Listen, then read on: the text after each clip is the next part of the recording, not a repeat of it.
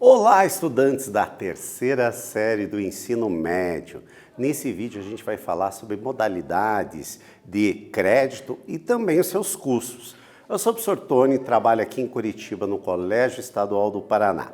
Então vamos lá, como eu falei, a gente vai falar dos empréstimos, né? As diferentes modalidades de empréstimo que a gente pode ter e os custos que esses empréstimos podem gerar para você utilizar eles, né? Então, hoje, o nosso objetivo vai ser conhecer melhor a respeito dessas modalidades de crédito, compreender os custos que agem sobre essas modalidades de crédito, que cada uma tem uma regra diferente, uma taxa de juros diferente. Então, a gente precisa compreender como é que funciona isso, que é bastante importante para a gente ver. Primeiro vem aquelas perguntas, o que você entende por crédito? Primeira coisa, pensa lá, o que você entende por crédito? O crédito significa que você vai pegar dinheiro de alguém, de alguma maneira, né, de alguma modalidade, e vai usar aquele dinheiro, tá? Então, se você vai usar, a pessoa está abrindo mão daquele bem, que é o dinheiro, por um determinado período. É mais ou menos como se você tivesse uma casa e colocasse essa casa para alugar. Você tem que ter uma remuneração. A remuneração da casa é exatamente o aluguel que você paga por ela. O dinheiro também é como se fosse uma casa. Você vai usar esse dinheiro e depois vai devolver. E este aluguel desse dinheiro vai ser exatamente o juro que você vai pagar.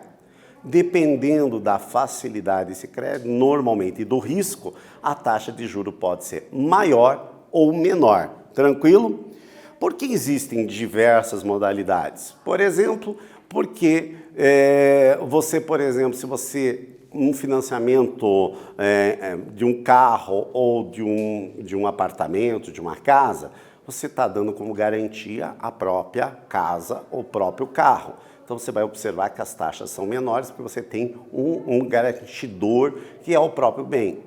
Agora, quando você vai fazer um crédito pessoal no banco, a taxa normalmente é maior, porque o risco também é maior. Vocês vão ouvir o termo spread, né? Spread dele lá vai ser maior. Então, tem diferentes, porque certas situações você vai poder dar um bem como garantia, outras não, né? O cartão de crédito é um lá, você não dá garantia, então a garantia eles têm que aumentar a taxa de juros exatamente para aquelas pessoas que não vão pagar. Então, é um estudo que eles fazem para definir qual é o risco da instituição financeira que vai nos emprestar aquele dinheiro, tá?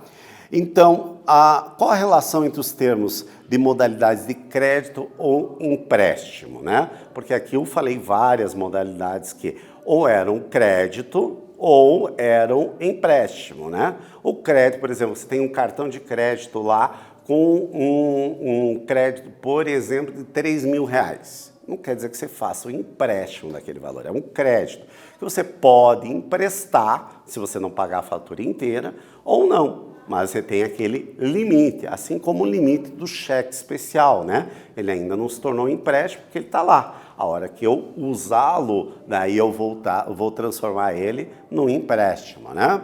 Então nós vamos ter, também tem a questão do perfil, e cada vez mais o nosso país tem essa questão aqui do perfil, nem todo mundo consegue a mesma taxa de juros. Aquele que tem uma vida financeira muito organizada, ela tem, perante o Banco Central, uma pontuação alta, porque ela sempre pagou suas contas em dias, não paga atrasado, não tem um nome sujo na praça, então ela consegue uma taxa melhor. Enquanto aquela pessoa que é desregulada financeiramente, paga atrasado, já teve o nome, está com o nome sujo, a taxa dela vai ser bem mais alta. Isso é um incentivo a você manter organizado as suas finanças, consequentemente as taxas de juros vão ser mais interessantes para você também. Então isso é muito importante nas modalidades de crédito para a gente poder fazer. Agora, para entender melhor, a gente vai ver alguns exemplos aqui para a gente trabalhar. Por exemplo, aqui, ó, a Paula concluiu o ensino médio e foi aprovada num concurso público que exigia essa escolaridade. Tranquila com a estabilidade do cargo, ela decide pegar um crédito para ajudar a mãe a começar um negócio de bolos caseiros. No caso de Paula, ficará mais vantajoso aderir a uma modalidade de crédito que favorece os funcionários públicos com juros mais baixos que o empréstimo comum. Ficam em torno de 1,8% ao mês, porque a parcela é descontada no próprio salário, tá? Aqui, ao mês, a AM vai significar que é a taxa ao mês, porque algumas aplicações podem aparecer ao dia, pode ter, não é muito comum, mas ao bimestre, ao semestre, anual e assim por diante, porque às vezes aparece a taxa anual. Essa modalidade de empréstimo, ela está falando aqui de funcionário público, mas existe também para funcionário de empresa privada. E nesse caso, por que a taxa é mais baixa? Porque ela é garantida, porque no próprio lerite, no próprio contra-cheque já é descontado. Então ela tem uma segurança maior do recebimento. Porque nesse caso que ela trabalha no estado, ou na prefeitura, ou no governo federal, ele já sai, nem vai para a conta dela, já sai e o empregador já passa diretamente para financiar esse valor, assim como se fosse também de um funcionário de empresa privada. Então, por isso que a taxa é um pouco mais baixa. Tranquilo? Essa forma de empréstimo é muito interessante, então se a gente está precisando de dinheiro, é muito interessante e é emprestado por um banco, que é o que a gente chama de uma pessoa jurídica, emprestado por uma pessoa física, que nesse caso é a Paula. Essa diferenciação de pessoa física, pessoa jurídica, a gente tem que estar bem entendido. Esse foi o empréstimo de pessoa jurídica para a pessoa física. Mas vamos ver o segundo caso. João cursa o ensino médio e precisa de dinheiro para pagar o conserto da bicicleta do vizinho que pegou emprestado e danificou. Já aconteceu provavelmente muitas vezes com você ou com alguém que você conhece, né? Ele tem 2 colegas que podem emprestar. O primeiro cobrou uma taxa de juros de 10% ao mês.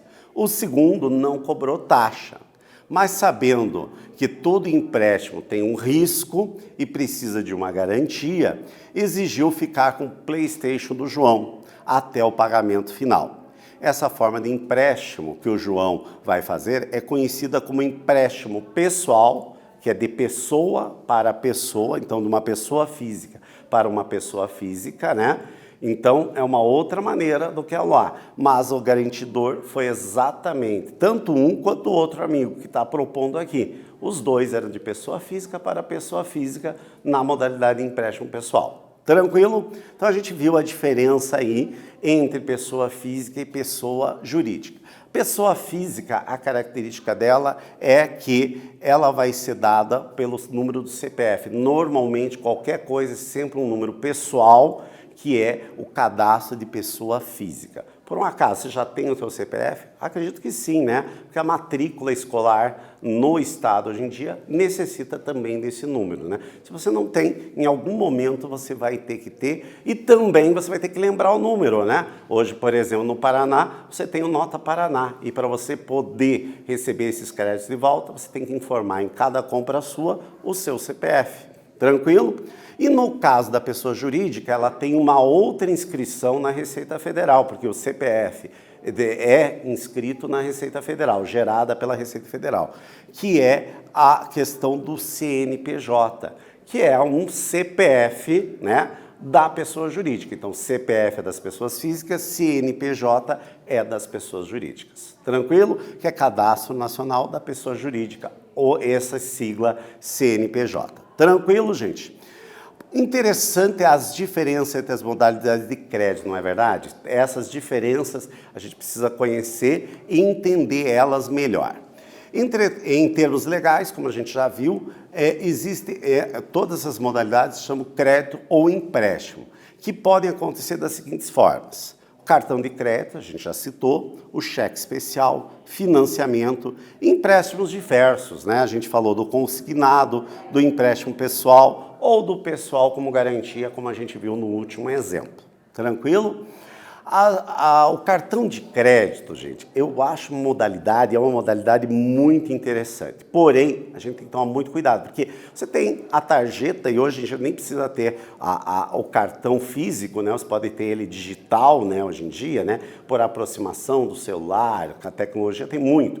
Muito fácil de você ter esse crédito à sua mão, só que ele também é um risco bastante grande, porque hoje em dia as taxas de juro do cartão de crédito chega a 339,8%, passa de 300% ao ano.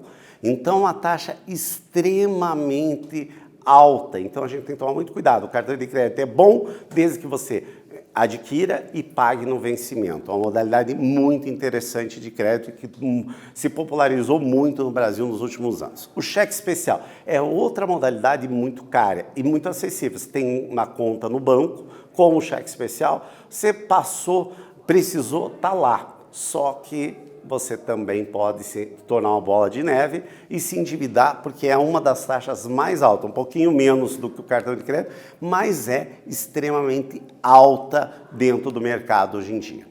O financiamento são taxas menores exatamente porque tem um bem garantidor, por exemplo, de um carro ou do financiamento de uma casa ou de um apartamento. Então as taxas são muito mais baixas. Vamos agora aqui, ó. Mariana tem uma despesa de R$200 por mês no cartão de crédito. Esse mês ela conseguiu pagar apenas 20% do total da fatura. Ela só pagou 20%. Sabendo que há uma cobrança de juros de 14% ao mês sobre o valor residual, qual é o valor que ela vai pagar na próxima fatura? Então aqui a gente está dando uma taxa de 14%. Como é um mês, você pode aplicar o conceito de juro simples. Juro é igual a capital vezes taxa vezes o tempo. Vou dar um tempinho para vocês poderem responder essa questão e já voltamos a conferir.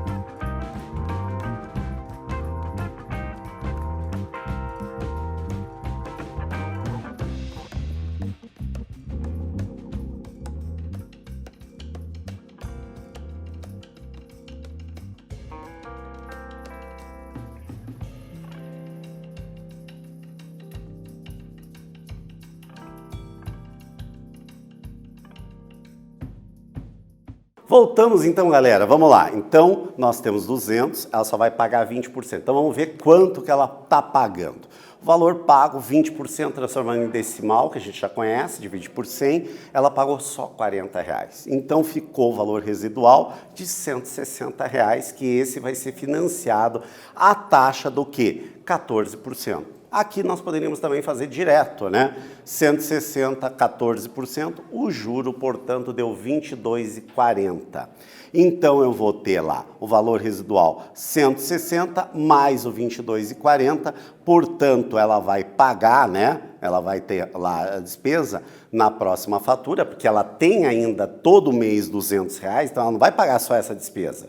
Ela tem a despesa normal, que é 200. Então, a próxima fatura, ela pagou R$382,40. Tenho certeza que vocês devem ter esquecido essa despesa que se manteve durante o mês. Então, não foi só o valor que ela deixou de pagar. Ela tem que pagar também aquilo que acontece diretamente. Ou seja, a próxima fatura, ela paga R$382,40. Isso acontece muito quando a utilização ali, as pessoas esquecem que a despesa continuam acontecendo. Então, a gente precisa tomar bastante cuidado. Vamos retornar ao caso do João que conhecemos no início dessa aula. Quando o João precisou do dinheiro emprestado, ele teve duas opções. A primeira, ele pagaria 10% de juros ao mês. A segunda, não haveria cobrança de juros, mas ele deixaria o PlayStation como garantia desse empréstimo. Nas duas opções, se pede algo em garantia. Na primeira, foi exatamente o juro, e na segunda, o material, no caso o PlayStation, como garantia. Agora o João precisa de R$300. Se ele pagar no segundo mês, após pedir o valor emprestado, a juros simples, quanto ele pagará? Lembre-se que a taxa é de 10%, que a gente vai transformar em decimal, que é 0,1. Qual seria o valor que ele vai pagar? Vou dar um tempinho para vocês calcular e já voltamos a conferir.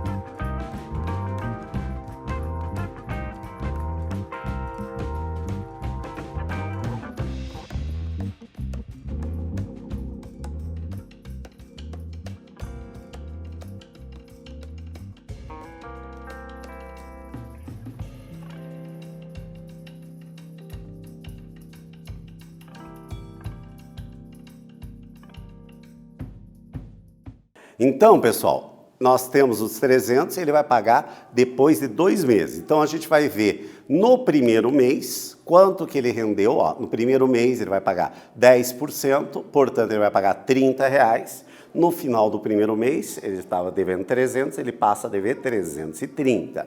No segundo mês, ele também vai pagar 10% de juros, ou seja, 0,1, ele vai pagar R$33 de juro. Somado com o montante que era 330, então ele agora tem a dívida atualizada em R$363. Então, R$363 ele vai ter que pagar para o amigo. Esse é um caso de capitalização já de juro sobre juro, usando o conceito de juros simples. Então, fizemos o primeiro período, depois fizemos o segundo período e esse seria o valor pago a ele. Então, hoje nós trabalhamos nesse vídeo que existem várias modalidades, umas mais vantajosas numa questão ou na outra, a gente tem que fazer uma análise e cada modalidade tem um custo, né? Que pode ser o juro ou algo garantido. Então, nesse vídeo nós falamos sobre essas modalidades e os custos que elas geram. Espero que vocês tenham gostado, gente, e até a próxima!